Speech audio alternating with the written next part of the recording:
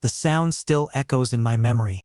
Small, terrified, coming from just beyond that corner where everything could have ended. I was heading home around 10 at night, exhausted from my shift at the marketing firm where I worked as an assistant.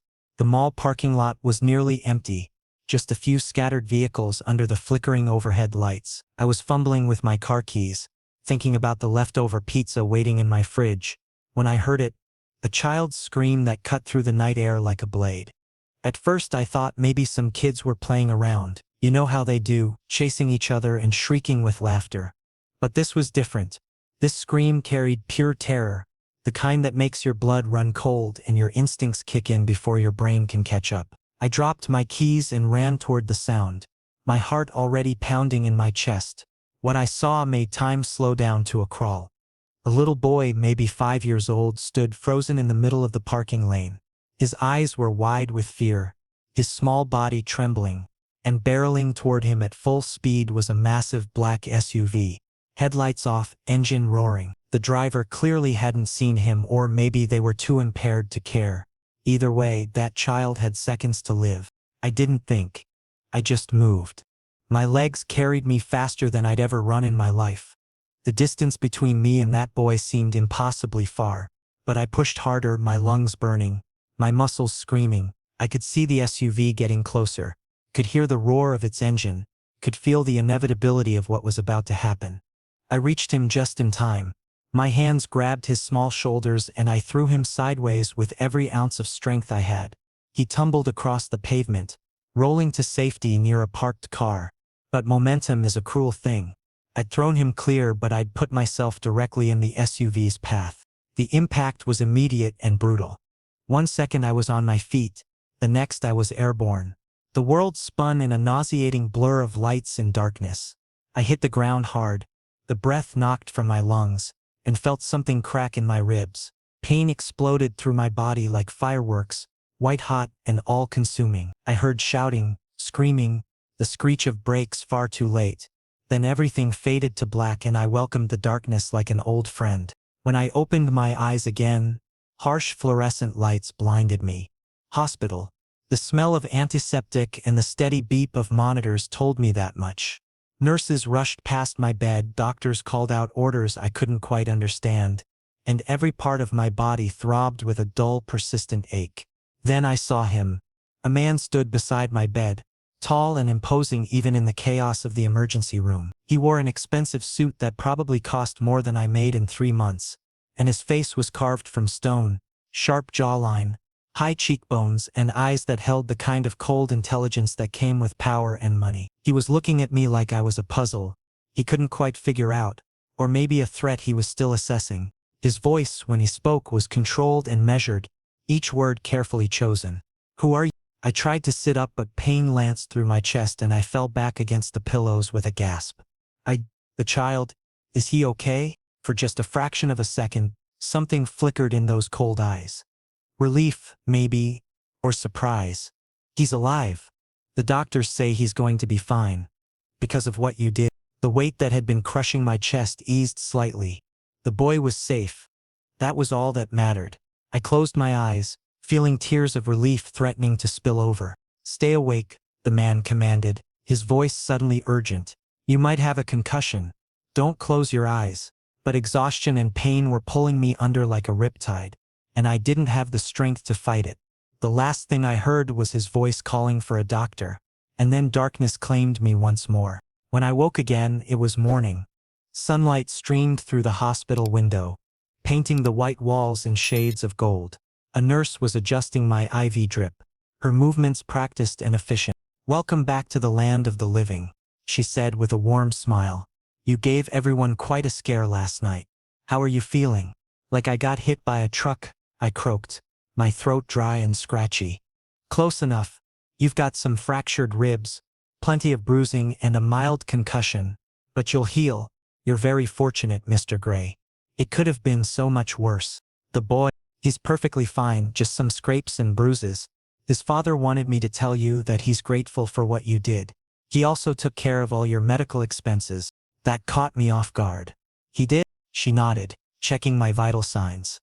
"Must be nice having a guardian angel, especially one with deep pockets." That man runs half this city from what I hear. After she left, I lay there staring at the ceiling, processing everything. I'd saved a child's life. I'd done something that actually mattered. Something heroic even. Maybe this was a turning point for me. I thought, maybe this was the universe's way of showing me I was capable of more than just pushing papers and fetching coffee for ungrateful bosses. That hopeful feeling lasted exactly 4 days. When I returned to work, still moving carefully because of my ribs, my boss called me into his office immediately. His expression was carefully neutral, which was never a good sign. "Nolan, I need to speak with you about your employment here." My stomach dropped. "Is this about my absence? I can make up the hours, I just needed a few days to—" "This isn't about your absence." He slid a folder across the desk toward me. "I'm letting you go effective immediately." The words hit me harder than that SUV had. "What? Why? I've been a good employee. I've never missed deadlines. This decision came from above my pay grade, Nolan. Someone very influential requested your termination. When people at that level make requests, we don't ask questions. We comply." My hands were shaking now, anger and confusion mixing into a toxic cocktail in my chest. Who would do this? I don't even know anyone influential. My boss sighed, and for a moment he looked almost sympathetic. "Everett Hale. Does that name mean anything to you?" The room tilted slightly. Everett Hale. The man from the hospital. The father of the child I'd saved. The CEO of Hale Industries. One of the biggest conglomerates in the state. I'd saved his son's life. Nearly died doing it, and this was his way of saying thank you. By destroying my career, I left that office in a daze. My termination papers clutched in my hand, trying to understand how saving a child's life had somehow ruined mine. 2 weeks passed like a slow nightmare. Every morning I woke up, made coffee and sent out resumes. Every evening I checked my email to find nothing but automated rejection messages or, worse, complete silence. It was like I'd been marked somehow, branded with an invisible scarlet letter that warned potential employers to stay away. I knew it was him, Everett Hale. His company had tentacles everywhere in this city. Banking, real estate, technology, media. One word from him and I was untouchable. Toxic, a risk no one wanted to take. My savings were evaporating fast. Rent was due in a week and I was already behind on my electric bill. I'd started eating ramen for every meal and avoiding my landlord's calls. The apartment felt smaller every day, the walls closing in as my options dwindled to nothing. I spent hours replaying that night in the parking lot, wondering what I could have done differently. Should I have just called for help instead of running in myself? Should I have waited at the hospital to explain everything? Should I have demanded to speak with Everett Hale before leaving? But how could saving a child be wrong? How could doing the right thing lead to this kind of punishment? On the 14th night of my unemployment, I was sitting on my second-hand couch eating instant noodles straight from the pot, when my phone rang. Unknown number. I almost didn't answer, probably a debt collector or another scam call, but something made me pick up. "Hello?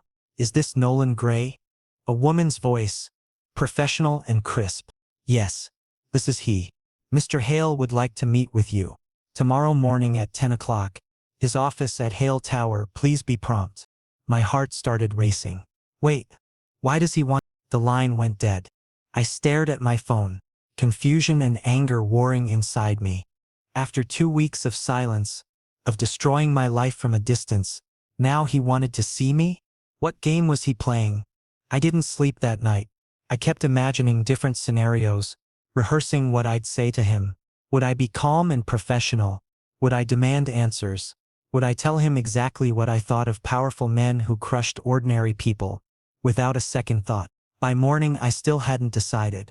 Hale Tower dominated the downtown skyline like a monument to wealth and power.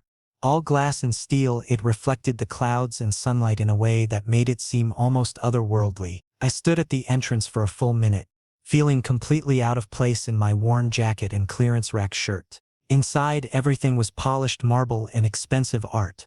People in designer suits moved with purpose through the lobby, their shoes clicking importantly on the floor. Security guards in crisp uniforms watched everyone with professional suspicion. I approached the front desk with my heart in my throat. "Nolan Gray. I have an appointment with Mr. Hale." The receptionist checked her computer, her perfectly manicured nails clicking on the keyboard. Top floor. Elevator on your right. You're expected. The elevator ride felt like ascending to heaven, or descending to hell. I wasn't sure which. My reflection in the polished steel doors showed a man trying hard to look confident and failing miserably. Each floor that passed made my anxiety spike higher. When the doors finally opened on the top floor, I stepped out into a reception area that probably cost more than my entire apartment building. Floor-to-ceiling windows offered a panoramic view of the city spread out below like a toy model. A secretary glanced up from her desk, smiled politely, and gestured toward a set of double doors. "Go right in, Mr. Gray. He's waiting for you." I pushed open the doors and entered an office that could have housed a small family. And there he was, standing by the window with his back to me, hands in his pockets, looking out at his city like a king surveying his kingdom. Everett Hale turned to face me, and I was struck again by how intimidating his presence was. Not just his height or his expensive clothes, but something in his bearing, in the way he held himself. This was a man accustomed to obedience, to having his every word treated as law. "Mr. Gray, sit." It wasn't a request. I sat in one of the leather chairs facing his massive desk, trying not to show how nervous I was. He moved to his desk and placed a file in front of me. "This is your termination record. Your employment was ended at my request." "I know that already," I said, trying to keep my voice steady. "What I don't know is why." His eyes fixed on me with an intensity that made me want to look away. "Because you represented a risk I couldn't afford to take." "A risk?"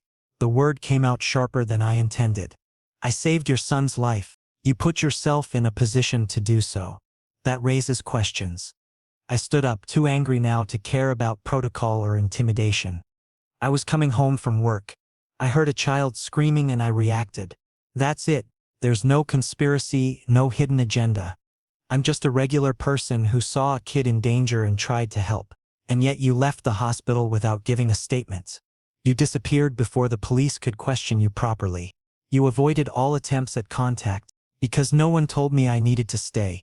I woke up alone. The nurses said I was fine to go home once the paperwork was done. And I had a job I needed to get back to. A job you destroyed, by the way." He was silent for a long moment, studying me like I was a specimen under a microscope. "I have connections with the police department. I saw the traffic camera footage. I had your background checked thoroughly. Everything you're saying appears to be true." "Appears to be," I laughed bitterly. "You ruined my life based on an assumption? I have enemies, Mr. Gray. People who would hurt my son to hurt me. I can't take chances." "So you took a chance on destroying an innocent man's career instead?" Before he could respond, a sound came from a door I hadn't noticed before. A small, broken sound that made my chest tighten. A child crying. Everett's entire demeanor changed in an instant. The cold executive vanished, replaced by a concerned father. He moved quickly to the door and opened it, revealing a small bedroom beyond. On the bed lay the boy I'd saved, still pale and fragile looking, with bandages visible beneath his shirt. "Arlo," Everett said softly. "What's wrong?" The boy's eyes found me, and I watched recognition dawn across his face. "That man, he's the one who pushed me, who saved me." My throat constricted. He remembered. Arlo sat up slowly, reaching out one small hand toward me. "Please don't leave." I stood frozen in that doorway, caught between the past and an uncertain future. Arlo's hand remained extended toward me, trembling slightly. His eyes held none of the calculation or suspicion I'd seen in his father's, just pure, innocent recognition. This was the child I'd thrown clear of danger, the reason my ribs still ached with every deep breath, the person whose life I'd valued more than my own without even knowing his name. Everett moved to his son's bedside with surprising gentleness, his hand finding Arlo's shoulder. "Son, you need to rest," the doctor said. "I want to talk to him," Arlo interrupted, his voice small but determined. I remember everything now. The car, the lights, being scared, and him running toward me. I found myself moving closer without conscious thought, drawn by something I couldn't name. "You don't need to thank me. I'm just glad you're okay." "My name is Arlo Hale," he said with careful formality, as if we were meeting at a garden party instead of in his father's office. "What's yours?" Nolan Gray." Nolan, he repeated, testing the name. Then he smiled, and it transformed his whole face. You're very brave. Papa says not many people would do what you did. I glanced at Everett, whose expression had become unreadable. Your papa might not agree with that assessment. I owe you an explanation, Everett said abruptly. Arlo, can you give us a few minutes? I need to talk with Nolan privately. Arlo looked between us, then nodded slowly. You'll come back though, right?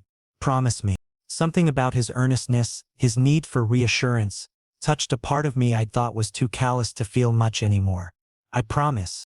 Everett led me to a smaller room adjacent to his office, clearly designed for private conversations away from prying eyes and ears. The transition from the grand office to this intimate space felt symbolic somehow. Like crossing a threshold into something more real.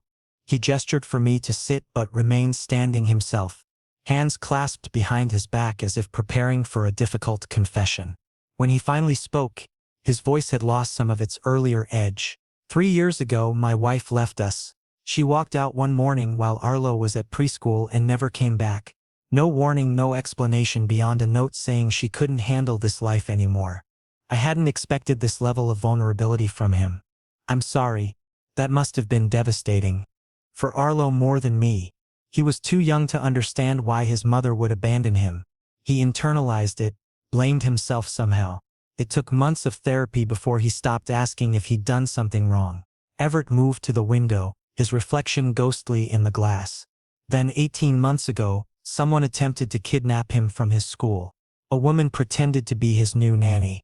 Had forged documents, new details about our family that should have been private. She almost got him into her car before a teacher noticed something was off.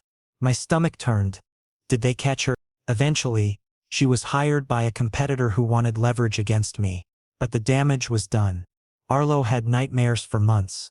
Refused to go anywhere without me. Started having panic attacks whenever strangers approached him. The pieces were falling into place now, painting a picture I hadn't seen before. So when I showed up at that accident, I saw another threat. Another stranger who had gotten too close to my son, who seemed to appear at exactly the wrong moment.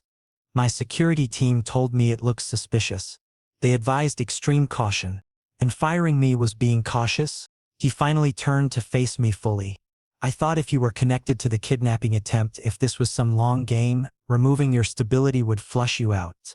Make you desperate enough to reveal your true intentions. That's twisted logic. It's the logic of a man who's already failed to protect his child once. Who won't let it happen again no matter the cost. I wanted to stay angry at him. But looking at this man, this father who'd been pushed beyond reason by fear, I found my rage cooling into something more complex. Understanding maybe. Not forgiveness, but comprehension of how trauma could warp even the best intentions. The investigation I ordered came back clean this morning. Everett continued, you're exactly who you claim to be. No connections to my competitors, no suspicious activity in your background, no signs of deception. You were simply an ordinary man who did an extraordinary thing. So now what? You give me my job back and we pretend none of this happened? I'm offering you something different. He retrieved a document from his jacket pocket and set it on the table between us. Arlo needs stability right now. He needs someone who makes him feel safe. The force I don't fully understand. That person appears to be you. I picked up the document, scanning the first page. It was an employment contract, but not for a marketing assistant position. You want me to be his companion? His caretaker?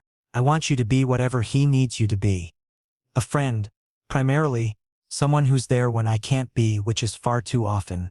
Someone who isn't paid to care about him but chose to save his life anyway. The salary listed made my current predicament seem almost laughable.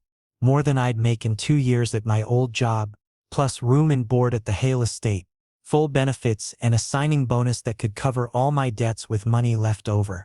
This is too much. You're paying me to be his friend? I'm compensating you fairly for your time and for the disruption I caused to your life. Whether friendship develops is up to you and Arlo. I should have said yes immediately. I was broke, desperate, and being offered a golden ticket out of my nightmare. But something made me hesitate. Why do I get the feeling there's more to this than you're saying? Everett's jaw tightened almost imperceptibly. Because you're perceptive. The truth is, I'm not good at this. At being what Arlo needs. I can provide for him financially, keep him safe physically, but the emotional connection, I see him pulling away from me little by little, retreating into himself. In the hospital just now when he saw you, was the first time in months I've seen real light in his eyes. So I'm a replacement parent? You're a bridge. Someone who can reach him in ways I apparently can't. And maybe, if I'm very fortunate, you can teach me how to be better at this. At being his father, not his guardian. There was something deeply sad about this powerful man admitting his own inadequacy, his own fear of failing the one person who mattered most to him. It stripped away the last of my anger, leaving only a kind of melancholy empathy. I need time to think about this. Take until tomorrow. But know this, whether you accept or not, I'll make sure your name is cleared. I'll personally contact every company you've applied to and explain that the termination was my error. You won't be blacklisted anymore. It was a small redemption, but it meant something. As I left his office, I passed by Arlo's room. The boy was sitting up now, playing with a stuffed animal, and when he saw me he waved enthusiastically. That wave decided everything. 10 days later, I found myself standing before the massive iron gates of the Hale estate, my single duffel bag feeling pathetically small in my hands. Calling it an estate seemed inadequate. This was a fortress, a testament to wealth I could barely comprehend. High stone walls stretched in both directions, topped with discreet security cameras that tracked my every movement. The gate itself was a work of art. Wrought iron twisted into intricate patterns that probably cost more than my entire year's salary. When it finally swung open with a soft mechanical hum, I felt like I was entering another world entirely. The driveway alone was longer than the street I'd grown up on, winding through manicured gardens where every blade of grass seemed perfectly aligned. Fountains burbled peacefully, and sculptures I didn't recognize dotted the landscape. Everything was so pristine, so controlled, that I felt like an intruder tracking mud through a museum. Everett met me at the front entrance, looking somehow more intimidating in casual clothes than he did in his business suits.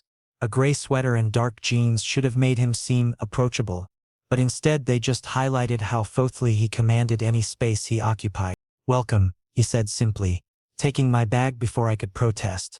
"Let me introduce you to the household staff." Inside, the mansion was exactly what I'd expected and yet still managed to overwhelm me. Marble floors reflected the light from crystal chandeliers. A grand staircase curved upward like something from a period drama. Artwork that leaned in galleries hung casually on walls. The silence was almost oppressive. My footsteps echoed despite the plush carpets, making me hyper-aware of every sound I made. The staff lined up in the entrance hall like a military inspection. Mrs. Violet, the head housekeeper, was a severe-looking woman in her 60s, with steel gray hair pulled into a tight bun. Her handshake was firm, her smile professional but lacking warmth. "Mr. Gray," she said crisply, "your room has been prepared on the second floor, East Wing. If you require anything, simply use the intercom system." Anton, the chef, was more welcoming, a broad-shouldered man with laugh lines around his eyes. He shook my hand enthusiastically. "Always nice to have someone new appreciating my cooking. You have any dietary restrictions I should know about?" "No, I eat pretty much anything." "Good man. I'll make sure you're well fed." Linda, Arlo's private nurse, was perhaps in her 40s with kind eyes and a gentle demeanor. "Arlo's been talking about you non-stop," she confided quietly. "He's very excited you're here." I could feel everyone assessing me. The stranger who'd suddenly been elevated to a position of trust within their carefully structured world. I was the unknown variable, the wild card that could disrupt their established order.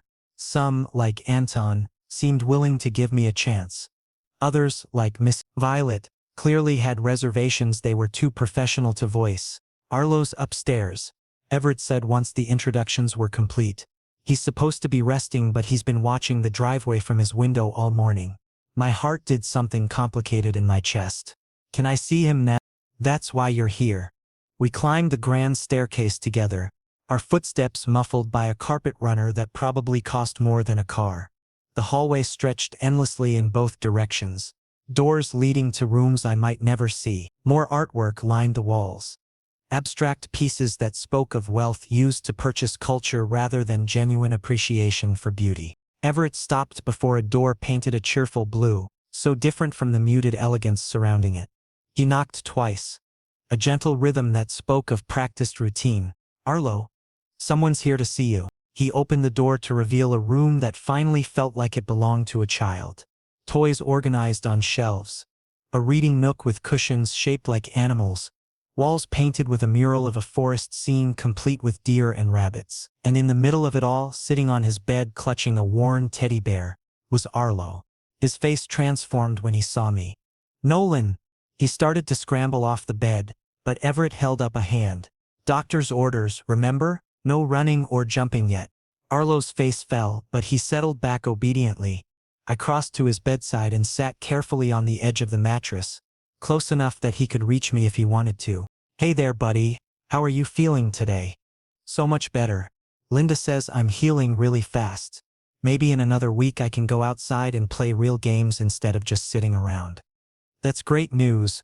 We'll have to plan something fun for when you're all cleared. Can we go to the park? The big one with the swings? Papa never has time to take me there." I glanced at Everett, whose expression had gone carefully neutral.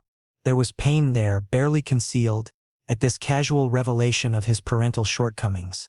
"We'll see what we can arrange," I said diplomatically. Everett cleared his throat. "I'll leave you two to get reacquainted. Nolan, if you need anything, Linda will be just down the hall. I have some calls to make." After he left, the room felt different. Less formal, more intimate. Arlo scooted closer to me, his small hand finding mine. "I'm really glad you're here.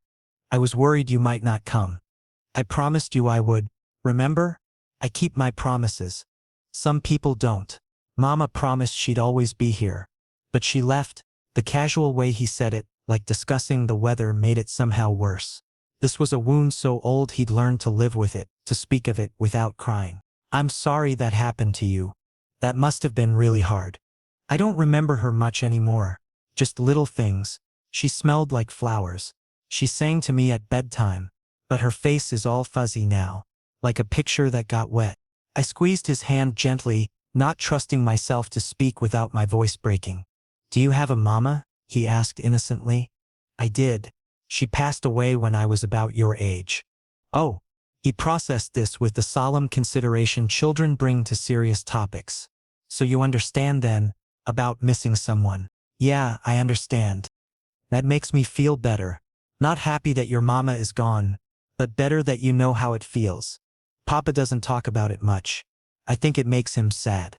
We sat together as afternoon light filtered through his curtains, painting everything in warm gold. He told me about his favorite toys, his best friend from before the accident, the books Linda had been reading to him. Small revelations that built a picture of a lonely child desperate for connection. When he finally yawned, exhaustion overtaking excitement, I helped him settle under his covers. "Will you be here when I wake up?" he asked sleepily. "I'm not going anywhere. I'll be right down the hall. Promise?" "Promise." That evening, after Arlo had fallen asleep, I found myself wandering the quiet hallways. The mansion felt different at night, less intimidating but more isolating. I was heading back to my assigned room when I noticed light spilling from an open doorway. Everett's study.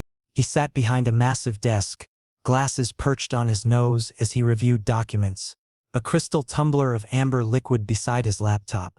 He looked tired in a way that went beyond physical exhaustion, the weariness of someone who carried too much for too long. He glanced up as I hesitated in the doorway. "Come in, please." I entered cautiously, unsure of my place in this new dynamic. Was I an employee? A guest? Something undefined? Arlo settled in for the night? Yes. Went down easy. I think having something to look forward to tired him out. Everett removed his glasses and rubbed his eyes. "Thank you for being patient with him, for understanding what he needs. He's easy to care about." Not everyone would say that. His therapist tells me he can be challenging with strangers.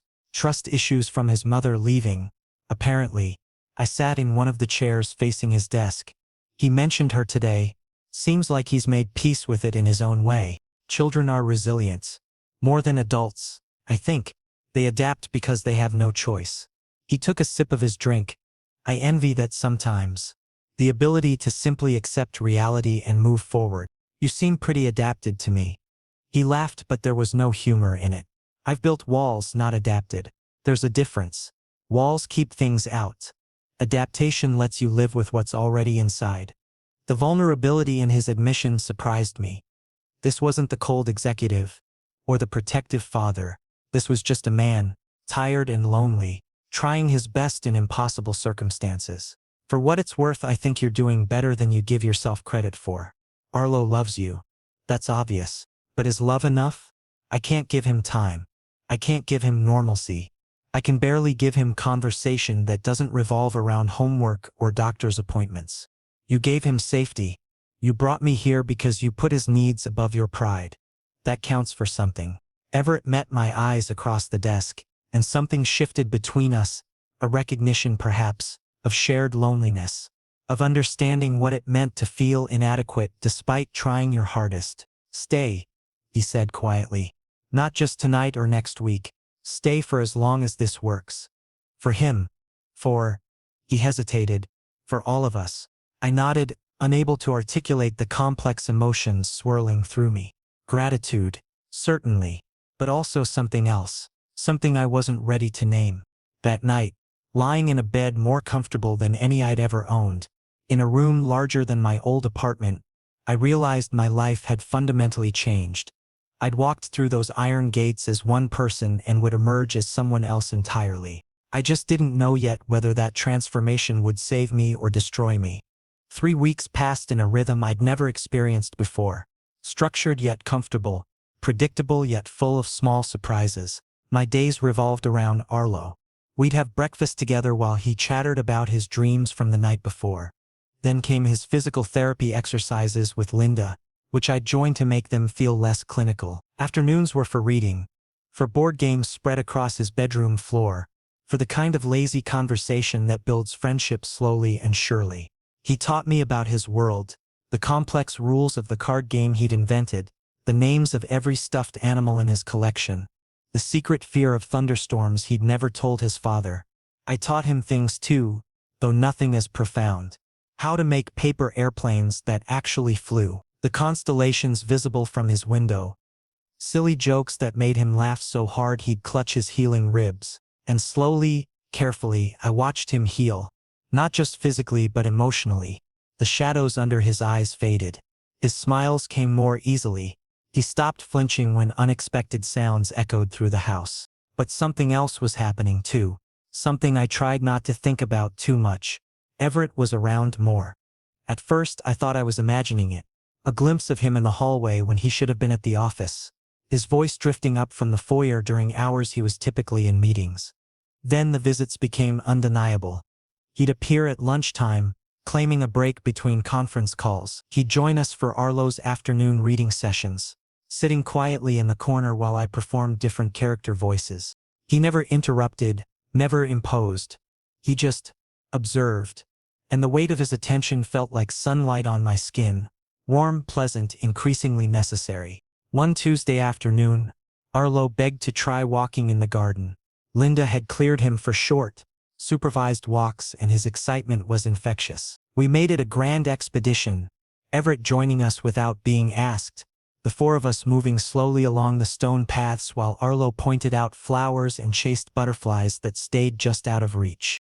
"This is nice," Everett said quietly as Arlo and Linda examined something in the rose bushes ahead of us. "This is what I wanted for him. Normal childhood moments. It's not too late to give him more of them." "Maybe." He glanced at me, something unreadable in his expression. "You've done something I couldn't. You've made him believe the world can be safe again." "I haven't done anything special. I just show up." "That's exactly what makes it special." The following week, on a Thursday that felt identical to every other Thursday, everything changed. Arlo was napping, worn out from an ambitious morning of activities. I'd retreated to the library, a room I'd discovered and fallen in love with. 2 stories of books with a rolling ladder and window seats perfect for reading. I was absorbed in a novel when I sensed rather than heard someone enter. Everett stood in the doorway, still in his work clothes but with his tie loosened and sleeves rolled up. He looked uncertain, vulnerable in a way I'd never seen him. "Am I interrupting?" "Never." Come in. He crossed to the window seat where I'd curled up, but instead of sitting, he remained standing, hands in his pockets. I need to ask you something, and I need you to be honest with your answer. My heart rate picked up. Okay. Are you happy here? Really happy? Not just professionally satisfied? The question caught me off guard. Yes. Very much so. Why? Because I don't want you to leave. The words came out rushed, like he'd been holding them back for too long. And I'm terrified that if I'm honest about why, you'll leave anyway. I set down my book slowly, my full attention on him now. What are you trying to say? He ran a hand through his hair, disrupting its usual perfect order. I'm saying that somewhere between hiring you and now, things shifted. You stopped being just Arlo's companion. You became someone I look for in rooms. Someone whose opinion matters more than it should. Someone I think about when I should be thinking about quarterly reports. The confession hung between us like something tangible. Everett, I know this is inappropriate. I know I'm your employer and this crosses every professional boundary. I know you're here for Arlo, not for me. But I can't keep pretending I don't feel what I feel. I stood, needing to be on equal footing for this conversation. What do you feel? He met my eyes directly, no longer hiding behind corporate composure. Drawn to you. Grateful for you. Terrified of losing you. Excited when I know I'll see you. All of it. All at once. Constantly. My breath caught. I think about you too. More than I planned to.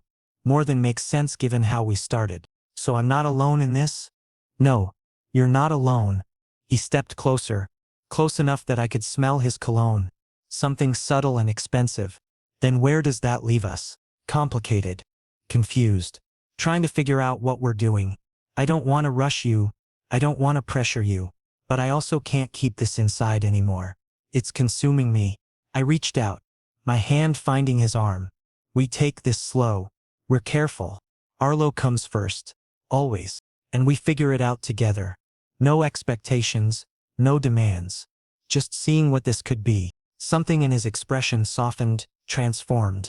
Hope. Maybe. Or relief at finally voicing what he'd been carrying alone. I can work with that. The moment stretched between us, charged with possibility. He raised his hand, fingertips barely brushing my cheek, a question in the gesture. I leaned into the touch, my answer clear. But before anything more could happen, footsteps sounded in the hallway. We separated smoothly, naturally, just as Mrs. Violet appeared. Mr. Hale, you have a call from Tokyo that can't wait. Of course. He glanced at me one more time. A private look that promised this conversation wasn't over. I'll take it in my office. After he left, I sank back onto the window seat, my heart racing and my thoughts in turmoil. This wasn't what I'd signed up for. I was supposed to help a child heal, earn enough money to rebuild my life, then move on eventually. I hadn't planned on feeling anything for Everett Hale beyond professional respect. I certainly hadn't planned on him feeling anything for me. That night, lying in bed and staring at the ceiling, I tried to logic my way through the situation. This was dangerous territory. Office romances were complicated enough. But a romance with your employer, with the father of the child you cared for, that was a minefield of potential disaster. But logic couldn't erase the flutter in my chest when I thought about him. It couldn't dismiss the warmth of his hand on my face. It couldn't deny that for the first time since the accident, since losing my job and my direction, I felt genuinely happy. Life rarely offered perfect choices. Most of the time you had to pick between complicated options and hope you chose the right one. Walking away would be safe, sensible, smart, but staying, taking this risk, seeing where these feelings led, that felt like choosing to truly live rather than just exist. My phone buzzed on the nightstand. A text message. I meant what I said today. Take your time figuring this out. I'm not going anywhere. I typed back before I could overthink it. Neither am I. Sometimes the most terrifying leaps are the ones most worth taking. Tomorrow I'd worry about the complications. Tonight, I'd let myself feel hopeful. The next morning arrived draped in golden sunlight and the aroma of Anton's famous pancakes drifting up from the kitchen. I found Arlo already at the breakfast table, swinging his legs beneath his chair with renewed energy. The doctor had cleared him for normal activities just yesterday, and the change in him was remarkable. No more careful movements, no more wincing, just a healthy, excited 5-year-old, ready to embrace life again. Nolan. Anton made chocolate chip pancakes. Your favorite. I ruffled his hair as I sat beside him. How does Anton know my favorite? I told him. I pay attention to what makes you happy. The simple honesty of it touched something deep inside me. When had anyone last paid attention to what made me happy? Everett entered moments later, dressed for the office but moving without his usual rush. His eyes found mine immediately, a private acknowledgement of yesterday's conversation passing between us. Good morning, gentlemen. Arlo, ready for your first full day of freedom? Yes. Nolan promised we'd go to the park today. The one with the big slide. Everett's expression flickered. Surprise mixed with something that might have been regret. That sounds wonderful. I wish I could join you. You could, Arlo said hopefully. You could call work and say you're busy. It's not quite that simple, son. Before disappointment could settle on Arlo's face, I jumped in. How about we take lots of pictures? Then we can tell you all about it at dinner. Arlo brightened. And Papa can come next time, right? Everett looked at me and I saw the question there. Was I creating space for him in these moments? Was I building a life that included him, or was I inadvertently replacing him? Absolutely, I said firmly. Next weekend, all three of us go together. Deal? Deal, Everett agreed, relief evident in his voice. The weeks that followed developed their own rhythm, a dance of three people learning to become something more than the sum of their parts. Everett began taking Fridays off, initially just afternoons. Then full days. We'd explore the city together, the science museum where Arlo could touch everything, the botanical gardens where he'd chase peacocks, the ice cream shop where Everett discovered he liked strawberry despite claiming for years he preferred vanilla. Small traditions emerged, organically. Sunday morning pancakes, Wednesday evening movie nights, where Arlo chose increasingly ridiculous films. Saturday afternoon soccer in the garden, where Everett and I would let Arlo score goal after goal while we pretended to try our hardest to defend. The staff noticed, of course. Mrs. Violet's stern demeanor softened slightly when she'd find the three of us building blanket forts in the living room. Anton started preparing family-style meals instead of the formal courses Everett had grown accustomed to. Even Linda commented that she'd never seen Arlo so genuinely content. And between Everett and me something was growing. Carefully, slowly, but undeniably. He'd find reasons to brush past me in hallways. I'd catch him watching me with Arlo, his expression unguarded and tender. We'd steal moments alone, brief conversations in his study, shared silences in the garden after Arlo was asleep, text messages exchanged late at night when neither of us could sleep. One evening, about 6 weeks into this new life, Arlo was occupied with a puzzle in the living room, while Everett and I stood on the terrace watching the sunset paint the sky in shades of orange and pink. I need to tell you something, Everett said quietly. Something important. My stomach tightened with nervousness. What is it? I've been thinking about the future, about what comes next for all of us. He turned to face me fully, and I've realized that I don't want this to be temporary. Any of this. What are you asking? I'm asking if you'd consider making this permanent. Not just the job, but being part of our family.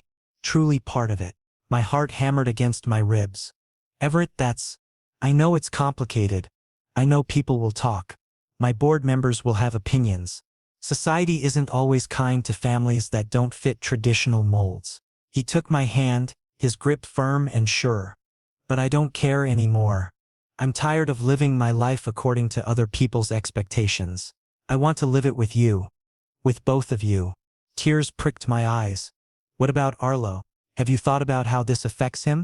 Every day.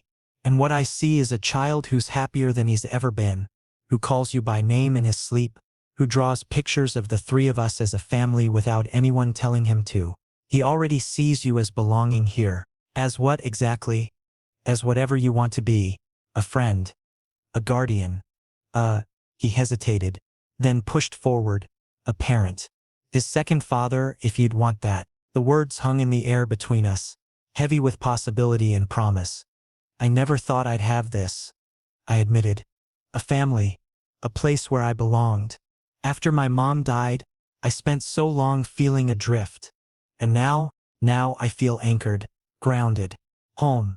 He pulled me into an embrace, strong arms wrapping around me like a shield against the world. We stood there as the sun dipped below the horizon, holding each other in the gathering darkness. "So is that a yes?" he murmured against my hair. "It's a yes. To all of it. To staying. To being part of this family. To seeing where this takes us." 3 months later, the transformation was complete. My belongings had been moved from the guest room to the master suite I now shared with Everett. Arlo had taken to calling me Papa Nolan with such natural ease that even Mrs. Violet had stopped correcting him. The legal paperwork establishing me as Arlo's guardian sat completed on Everett's desk, waiting only for final signatures. On a Saturday morning in early autumn, I woke to find Arlo wedged between Everett and me in bed, still in his dinosaur pajamas, grinning like he'd won the lottery. "Good morning, my sneaky intruder," I mumbled, still half asleep. I couldn't sleep. I was too excited about today. "What's special about today?" Everett asked, propping himself up on one elbow. "Nothing. Everything. We're together. That's special." Such simple wisdom from such a small person. I caught Everett's eye over Arlo's head, and the look we shared contained everything. Gratitude, love, hope, wonder at how our lives had woven together. Later, after breakfast, Arlo asked to look at photos on my phone. He scrolled through recent pictures, narrating each one. "This is when Papa Everett taught me to ride my bike. This is when Papa Nolan made me laugh so hard milk came out my nose. This is all of us at the beach." "You know," Everett said carefully, "some people might think it's unusual that you have two fathers." Arlo looked up, confused. "Why? Jackson at school has two moms. Emma has only a dad. Lily lives with her grandparents. Families are just people who love each other, right?" Out of the mouths of children came the simplest truths. That night, standing in Arlo's doorway watching him sleep, I reflected on the strange path that had led me here. A moment of heroism I didn't think twice about. A firing that felt like the end of everything. A summons to an office that changed my life. I'd saved one life that night in the parking lot. I'd thought. But looking at Everett beside me, at the home we'd built together, at the family we'd become, I realized the truth. I'd saved 3 lives that night. Arlo's, yes. But also Everett's, a man learning to open his heart again, to trust, to live beyond his walls. And mine. A man who'd been drifting alone, who'd found purpose and love and belonging in the most unexpected place. Sometimes the worst moments of our lives are actually doorways to the best ones. Sometimes losing everything is how we find what really matters. Sometimes home isn't a place you're born into. It's a place you build with the people brave enough to choose you and whom you're brave enough to choose back. And standing there in that doorway, with Everett's hand finding mine in the darkness, I knew with absolute certainty that I'd found my home at last.